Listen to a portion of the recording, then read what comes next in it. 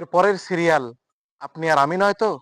জীবন নিয়ে বেঁচে থাকতে পারবেন তো আপনি? এই তাওহীদের জমিনে কিভাবে একজন মানুষকে প্রকাশ্য দিবালোকে পাথর ছুঁড়ে মানুষকে হত্যা করছে। ভাইরা আমার, আওয়াজ তুলতে হবে।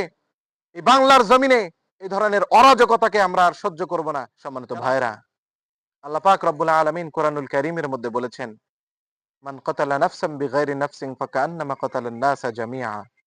যে ব্যক্তি কোনো মানুষকে হত্যা করলো কোনো কারণ ছাড়াই, ফাকান্নামা কাতালান নাসা জামিআ, সে যেন সমগ্র পৃথিবীর মানুষকে হত্যা করলো। রাসূল সাল্লাল্লাহু আলাইহি ওয়াসাল্লাম বলেছেন, তোমরা ৭টা ঈমান বিধ্বংসী কাজ থেকে বেঁচে থাকো। এর মধ্যে একটি হচ্ছে ওয়াকাতুলুন নাফসিল্লাতী হারামাল্লাহু ইল্লা বিল হক। কোনো কারণ ছাড়াই কোনো মানুষকে হত্যা করা, এটা একটা ঈমান বিধ্বংসী কাজ। আল্লাহ পাক রব্বুল আলামিন কোরআনুল কারীমের মধ্যে বলেছেন, মান কাতালা মুমিনান মুতাআম্মিদান ফাকাদ কাফার। যে ব্যক্তি কোনো মুমিনকে, কোনো মানুষকে হত্যা করলো, নিজ ইচ্ছায় ইচ্ছাকৃত কোনো মানুষকে হত্যা করলো, সে কাফের হয়ে গেল। ফাজাযাউহু জাহান্নাম, তার পুরস্কার একমাত্র তার প্রতিদান হবে জাহান্নাম। নাউযু বিল্লাহ।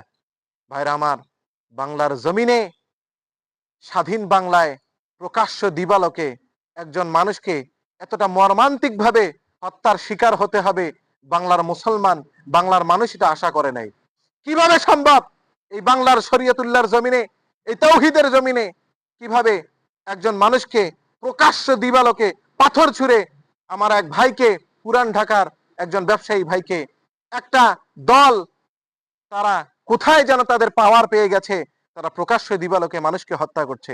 ভাইরা আমার, আওয়াজ তুলতে হবে। এই বাংলার জমিনে এই ধরনের অরাজকতাকে আমরা আর সহ্য করব না।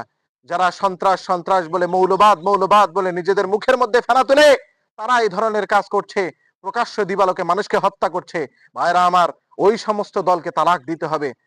যারাই করুক, যারাই এই ধরনের হত্যাকাণ্ড করবে, যারাই এই ধরনের রাহাজানি করবে, যারাই বাংলার জমিনে চাঁদাবাজি করবে, তাদেরকে আমাদেরকে পরিত্যাগ করতে হবে, তাগুতকে অস্বীকার করতে হবে। প্রত্যেক উম্মতকে, প্রত্যেকটা নবী একই দাওয়াত দিয়েছেন। আল্লাহ পাক কোরআনুল কারীমের মধ্যে বলেছেন, ওয়ালাকাদ বাআসনা কুল্লি উম্মাতির রাসূলা আন ইবুদুল্লাহ ওয়া জাতানিবুত তাগুত। আমি প্রত্যেক উম্মতকে নবী রাসূল প্রেরণ করেছি এবং তাদেরকে দাওয়াতের মাধ্যমে তাদেরকে বলা হয়েছে আনিয়াবুদুল্লাহ, ইবাদত চলবে শুধুমাত্র আল্লাহর, আর ওয়াজতানিবুত তাগুত, তোমরা তাগুতকে অস্বীকার করো। ভাইরা আমার, ইসলাম বিরোধী শক্তি তাগুত কারা?